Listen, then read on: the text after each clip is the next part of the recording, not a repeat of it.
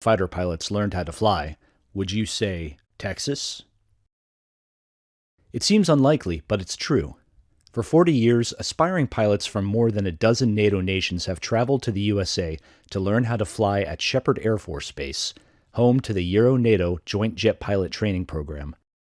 We're looking for that drive, that determination. A lot of people naturally have that ingrained in them, and that's why they chose this profession.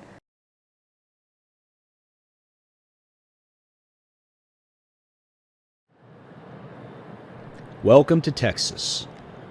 It's a long way from Europe, but if NATO student pilots are going to become fully fledged military aviators, they still have a long way to go. I wanted to become a pilot since I was a small boy, and when I joined the Air Force just after high school, I decided that going for the pilot path was my dream. Everyone wishes to have an impact on the world, and that's how I think I can make the biggest impact. These young men and women are stepping into a decades-long tradition of multinational training. More than 40 years ago, several NATO allies wanted to find a more efficient way to train fighter pilots.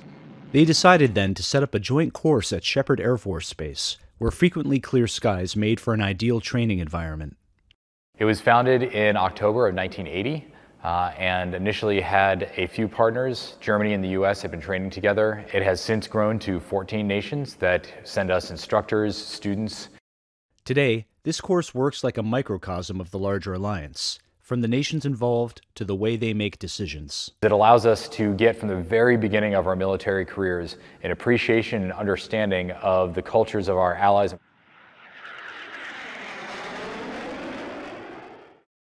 When student aviators arrive, they undergo an intensive academic course known as ground school. After that, it's on to their first aircraft, the T-6 Texan II, a turboprop jet designed to teach them the fundamentals of flight, including takeoffs, landings, and formations. The first time climbing the T6 was really exciting because we've been so much in the simulator, but still it's really hard to prepare for the real thing. So just getting to do the ground operations and pressing all the right switches at the right moment was quite difficult, but as you get more experienced, it becomes more and more natural. Flying the T6 is an awesome experience. It's a really powerful aircraft. You can pull some Gs and do some aerobatics in the area, so that's really nice. Some students then move on to the T-38 Talon, a jet fighter trainer capable of supersonic speeds and dizzying feats of aerobatics. Going from the T-6 Texan to a supersonic jet trainer, obviously a lot faster. You get some afterburner, that's pretty fun. In the beginning, first flight I had on T-38, you light the afterburners and you just release the brakes and you feel the afterburners kick in for the first time. It's an amazing feeling. T-38 is difficult. You get to push yourself to your limits.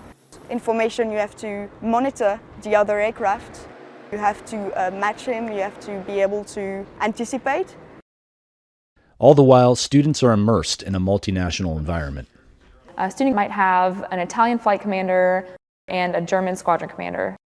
The point is we, as NATO, can truly come up with the most efficient and best practices for our air forces.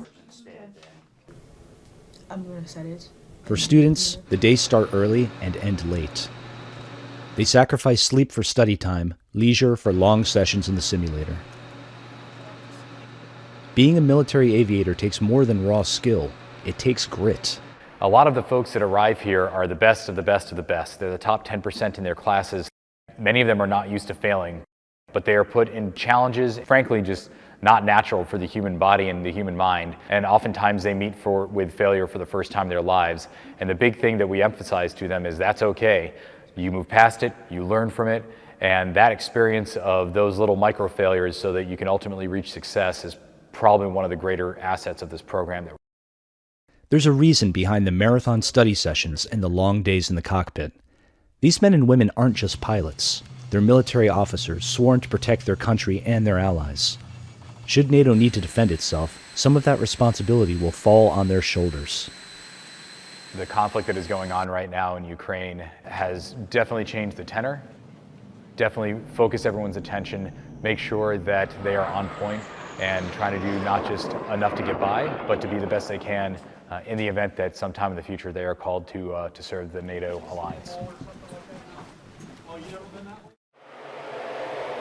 When the students pass their final flights, there's only one thing left to do: figure out which aircraft they'll spend their careers flying. They find out at a ceremony called Drop Night. Usually it's a ton of emotions, a ton of excitement. The class is there for support. Everyone loves celebrating as a class. I want to fly the F-16, the Viper. It's the only fighter aircraft we have in Belgium, but it's a good one. Hi, Jay, where are you